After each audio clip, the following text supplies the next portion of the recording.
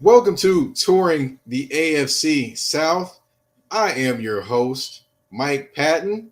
Of course, this show is all about the AFC South, but sometimes we take a little journey outside for something to capture the attention of plenty. And of course, we will discuss some AFC South stuff in this segment as well.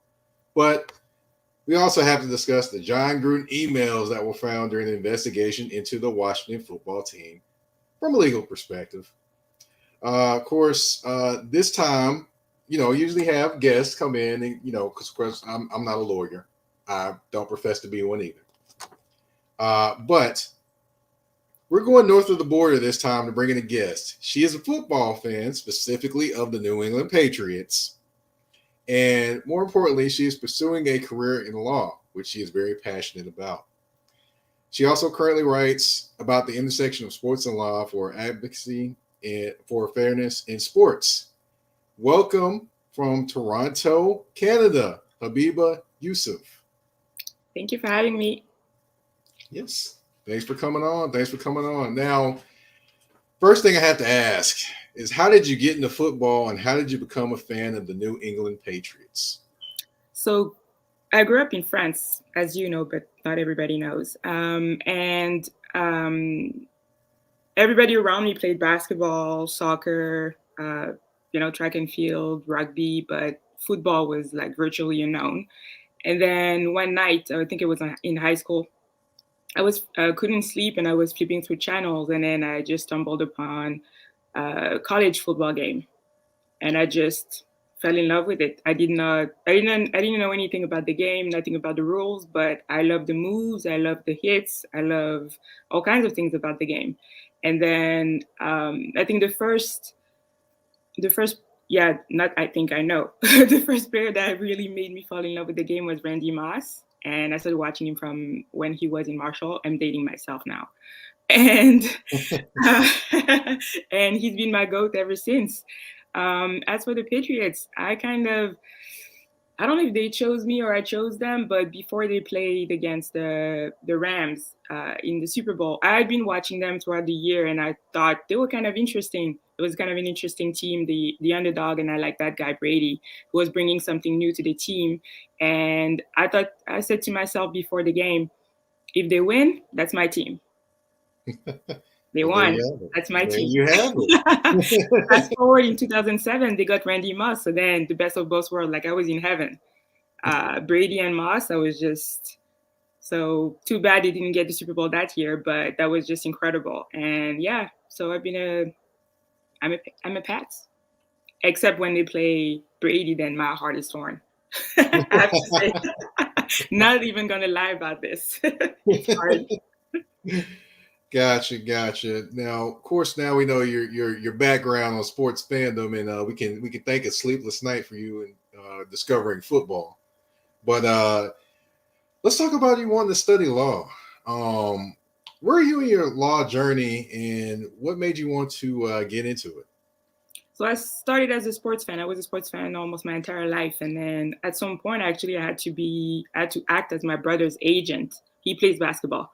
Technically, he's retired now, but don't let him watch this. But out of necessity, I needed to be his agent, and then he gave me a peek into the other side of the business. I never really thought about the game as a business up until that point, and then I realized the imbalance of power between players and in the leagues and the teams, and I felt like at some point I need to try to do something about that. So I didn't go into the career at that point. My background is in communications, PR. That's what my career started as. And then even after I moved to Canada, that's what I was pretty much doing.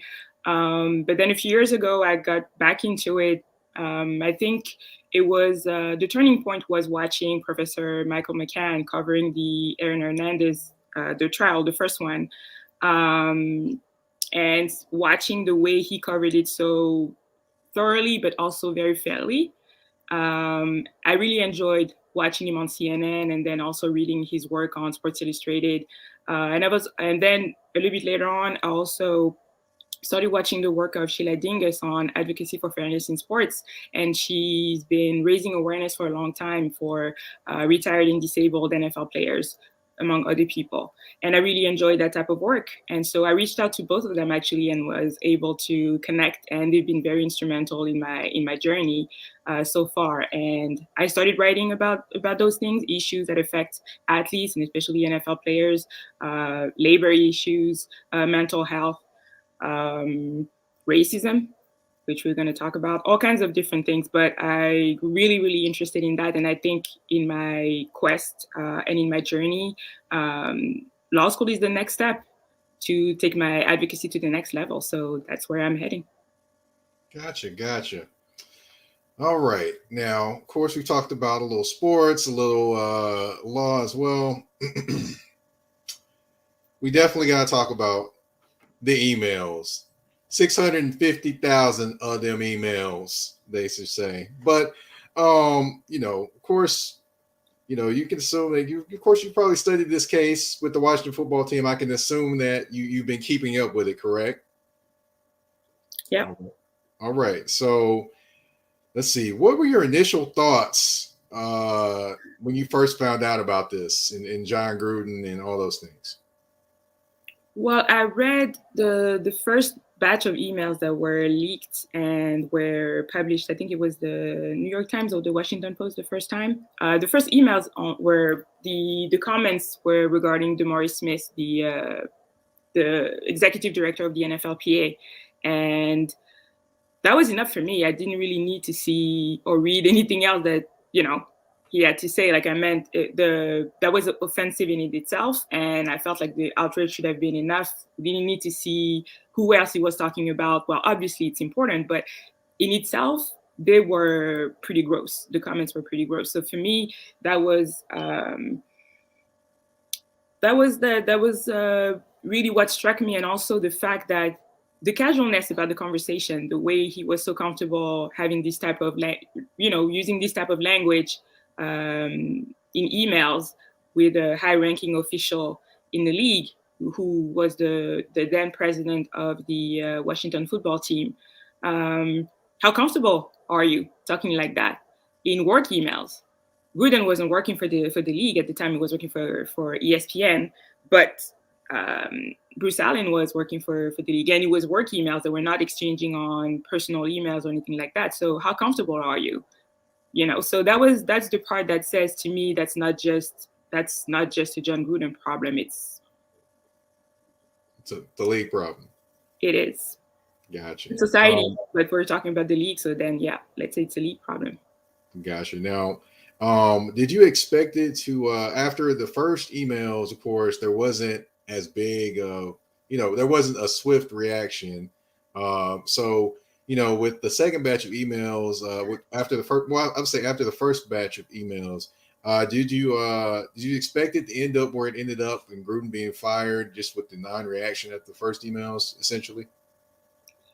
I did not really expect him to be fired based on that, because the first email were dated 2011, I think, and I wasn't sure whether the Raiders would have any course of action to fire him for cause, because he wasn't their employee at the time. The impact of the emails is felt right now, but when he wrote the email, he wasn't their employee, so I wasn't sure whether the Raiders could do anything about that. And it didn't seem like they were doing anything about this, because they allowed him to actually coach on Sunday. So, and they already had the other emails. Things only, came to a head when the emails became public on Monday. That's when something needed to happen, but it was more of a PR issue than a actual, were the Raiders really concerned that this guy was on their roster? If we did not find out about it, they would not have done anything about it. So to me, I wasn't really thinking that, something was going to happen, but I thought if he leaves, they're probably going to negotiate something and part ways. I did not expect him to resign, actually, and especially after finding out that he resigned and there was no agreement in place regarding the rest of the money that he's owed. That was the weird part for me. So now we're hearing that he might be thinking about suing the league and the Raiders. Because he probably has some of the same questions that we have. Who leaked the emails, and why the only emails that got out are his, even though the investigation was not about him. So like I feel like he has, he has questions, and he actually deserves answers to those questions, because that's kind of unfair to him to be the only one paying the price for something that wasn't really related to him in the first place. And also, I think if he can also prove that he was forced to resign, that he had to resign under duress, that it was either this or something else, he might be able to recoup the rest of the money that he's owed by the Raiders. So Interesting point. that's not the end of that saga. But I'm pretty sure they're gonna try to avoid going to court about that and having another discovery process or anything like that. They're probably going to try to find an agreement, amicable among themselves. And also, well, so I'm not sure what the relationship is between Gruden and Davis now since that happened, but it sounded like he was emotional after they had a conversation about it. I don't think he really wanted to let him go. Right. So, and also, well, you have to wonder, when they hired him, they rehired him, they already knew who he was. And he wasn't even the best candidate for the job at the time. Like, he wasn't a great coach when he left the league to go to ESPN. He left the league for a while, came back. He wasn't the best candidate for that Raiders job when they needed someone, but they really wanted him. They made a mockery of the Rooney Rule, and they just flew a few black guys, to check the box, but they really wanted him. So how much you have to wonder, like, how much due diligence did they actually do on him to find out whether there was any dirt or any skeletons in the closet, or maybe then if they did know about it, and they just did not care because they wanted the guy.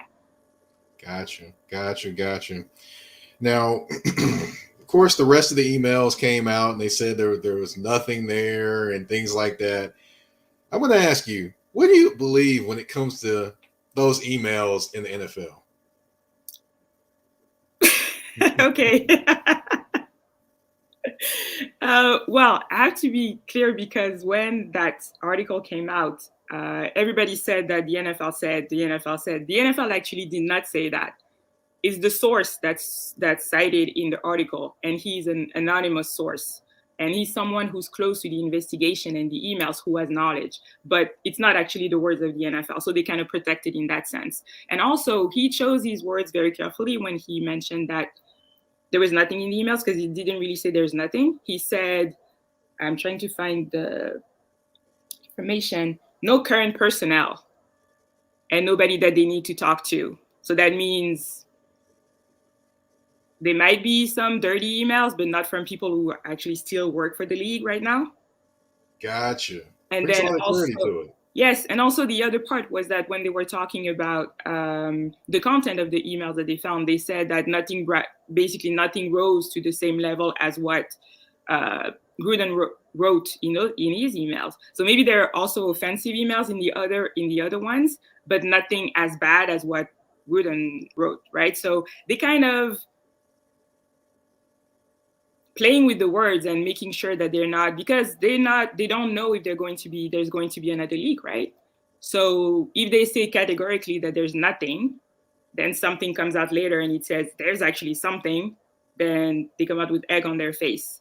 But by saying something like there's kind of nothing, but there might be something, they're protecting themselves. Gotcha. Yeah, it'd be funny it wouldn't be funny, but it'd be interesting if someone got hired and then all of a sudden some of these emails popped up there. You can't get this job, and this is why. It'd be interesting. But and also in that same article, there was a kind of a veiled threat towards Bruce Allen, because they said the NFL might, instigate an investigation into him should he choose to come back into the league. So basically, like, your name is gone. Don't even try to come back, because otherwise we're going to start investigating you again. And I'm not sure if you saw, but just this afternoon, there's a piece that came out on Pro Football Talk, where they're mentioning that all of the 650,000 emails were from or to Bruce Allen and nobody else's. wow. Yeah. I don't know how many, like, his emails communication was just like, I don't know. But also, it sounds like they were saying that the investigation did not include emails from anybody else and no text messages. Me, it sounds like now you have to maybe do an investigation into the investigation. Right. Because Right. if you investigate a workplace situation and you're only targeting one person, the investigation wasn't into Bruce Allen, it was into the workplace. So what were you actually investigating? If the only person, the only emails that you have are from or to this guy, everybody else's were just like, and no text messages, nothing. Huh. Yeah. Yeah, you bring up a lot of good questions. I'd love to see if those 650,000 included, of course, the owner's emails and other emails. And okay, I get it. But if they're all his emails, and there's a serious, serious issue going on, a lot of cover up going on, in my But opinion. but also he wasn't sending and receiving email on his own. Like he was exchanging with other people. So you have other people on the chains and all of that. So they're trying to hide a lot of things. But the excuses that they come up with all the time to explain why we're not seeing more, they're just ludicrous. And also the fact that the investigation ended in July of this year. So the league had those emails. At that point, they knew all of that. All we knew at that point was that the Washington football team was fined $10 million, I think, and basically that was it. Even the report, the reports of the findings of the investigation were verbal. There was no written report that everybody could see. So now you have to wonder what was really going on. And remember also that the investigation was initiated by the Washington football team, and Snyder was paying for the investigation at first. Then the NFL took over. So how Very, very key point. independent was this investigation? Very key point there. Investigating his own Right? organization. Makes no sense. Right, definitely doesn't. Of course, we've talked about, of course, Gruden, and of course, that's a fairly fresh case in terms of things in terms of the public eye. But of course, let's talk about one that's still ongoing, and that's Deshaun Watson. Of course, there's been rumors all over the place about him being charged, having to go to court, to false accusations. As someone that's is looking forward to going into the legal field, and with him having over 20 claims against him, what are the chances he goes to jail, court, or he doesn't get charged at all? It's hard to tell, but there are three things going on at the same time. There's the 20 civil lawsuits Mm-hmm. that range from lewd behavior to sexual assault. Then you also have a grand jury that's right now have been impaneled for a few months now, where basically the prosecution is presenting the case in front of a grand jury and showing them all the facts. But that can take some time, and then the grand jury actually decides whether there's enough to pursue the case and indict the person. So those two things are going on, and also the NFL is doing its own investigation, and the NFL could finish its investigation and decide to punish him or not, but they could also wait for the other litigations to take their course, especially the grand jury, to see whether it's going to be indicted before they decide to punish him or not. But we know that they don't necessarily need that resolution to make their decision, because in the case of Ezekiel Elliott, for example, when he was accused of domestic violence, he was never charged criminally, but he got a six game suspension because the league actually found that he did something. They found that some of the accounts from the victim were credible. So the league has a lot of discretion in terms of what they can do. In terms of the civil litigation, that can take a lot of time, but that can also be resolved outside of court. Like a lot of cases, civil cases are, resolved outside of court without having to go through, discovery and having to sit for depositions and things like that, because that can take a lot of time. And also, nobody wants to have their things dug through, as we've seen with the Washington football team, where they're gonna have to subpoena and ask to see emails, text messages, all kinds of things like that. And to avoid that, then you settle out of court.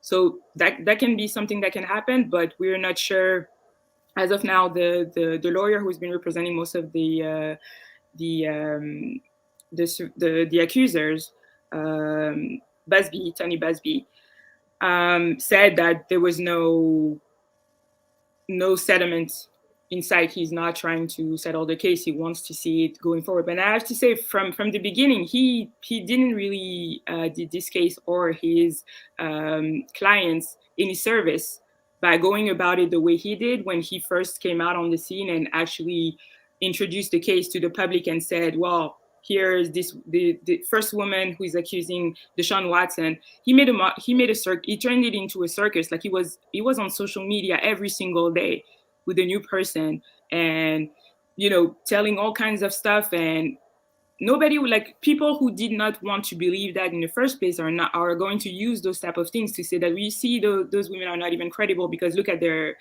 lawyer. And it's not helping anyone. It's not helping the women. It's not helping Deshaun Jackson, and he deserves to have due process like everybody else. So I'm glad now it's time that it has simmered down, and down they're keeping all of this behind closed doors, because we don't need to see all of the circus that they were putting in the beginning. But it's tough. If the grand jury doesn't decide not to indict, the prosecution can still move forward and decide to bring charges on their own. They can bring different types of charges that can be misdemeanors, where there's not necessarily going to be any jail or prison time involved, or felonies. So who knows? But there's a lot going on at the same time, yeah. Got you. Now, as far as the NFL, like you mentioned, Ezekiel Elliott got a suspension and he didn't even get charged. Like with that, there's been people that's been put on the exempt list that haven't been charged either. Any particular legal reason you could think of that he hasn't been placed on that list as of yet? Legal reason, I cannot think of one, but I would say that I feel like the commissioner has been using the list as a last resort. He puts somebody on the list when he's taking basically the matter out of the hands of the team, and there hasn't been any need for that right now because Watson is on the roster for the Texans, but he doesn't want to play for them. Right. So there's no risk that he's going to suit up and that the commissioner is going to have to intervene and put him on the exempt list. So I think as long as he doesn't need to, he's probably not going to want to do that because there's really no need. If he gets traded before the deadline, which I really don't see that happening, but if it happens, then if that team actually has any intention of playing him, then that would be a case where the commissioner would put Deshaun Watson on the list, because then that would be really to prevent it from happening and basically say that he's untouchable, if you will. But the trade things, I'm really not sure if it can happen, because he has a no trade clause on his contract, and he can basically choose which destination he wants to go to. And the Texans are not going to trade him to someone if they're not going to get a lot in return. Right. Because he's worth a lot of money, and he's only at the beginning of his extension. He's under contract until 2025. So, and I'm not sure who the partners are going to be. If the trade deadline is fast approaching, it's like November 5th, I think. It's coming fast. Yeah. It's definitely coming fast. Last question I got for you. Of course, we don't know what's going to happen, but what is your feeling on what happens with Watson as far as if he plays or not in the conclusion of this case? Honestly, I don't see it. I don't see him playing again. But this season? You don't see him playing again this season? No, I mean at all, like ever. Oh, wow. Okay. Yeah. Because that's a lot of cases against him. Mm-hmm. Even if he's innocent. To prove it would take a long time. And there would always be this, doubt in people's minds that whether he's actually innocent or not. And if you're not on the field for 1 year, 2 years, whatever it is, you get older, then there are guys that are more attractive than you, then you lose that. Right now he's still pretty attractive because he's very, very good and he's still pretty young. But as time will pass, he's going to be less of a commodity. So if being less of a commodity and having this huge stain on you, from a PR perspective, I'm not sure which team would make the investment, even if it's 2 years, 3 years down the line, and have the fan base, the sponsors, all of that being okay. We've seen other cases where guys were, Michael V came back, but it took a lot, and those are also very different situations. But I really don't see it. But it's also the NFL. Anything can happen. You're right. And I would hate it because if he's innocent, losing everything like that and never being able to play again. But the accusations are serious. They have to be investigated thoroughly. They have to take their time. The accusers have to have their voices heard. He has the right to defend himself for whatever long it takes. But I really cannot see it. Yeah. Gotcha. Maybe, years down the line, and it would be like hoping that everybody forgot, but could he still play at that point? That would still be the question. If there's like better and cheaper guys at the time, nobody will touch him. Gotcha. Definitely interesting times watching that case, and especially with the new information you brought with Gruden potentially wanting to sue as well. That was interesting. Just want to thank you for coming on and giving us your expertise. For those that are looking for any information from you or any writing from you, where can they find you at on social media and your work?